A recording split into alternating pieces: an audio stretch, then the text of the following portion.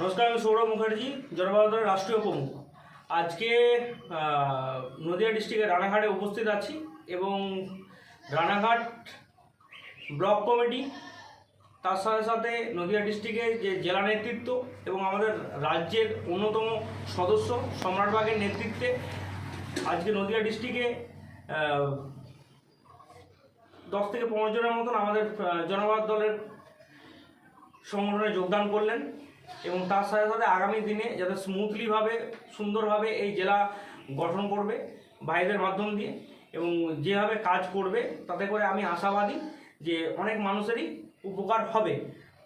আমি সম্রাটকে কিছু বলার জন্য বলবো। সম্রাট কিছু বলো। আজকে সম্রাট কিছু বলছে না, ঠিক আছে।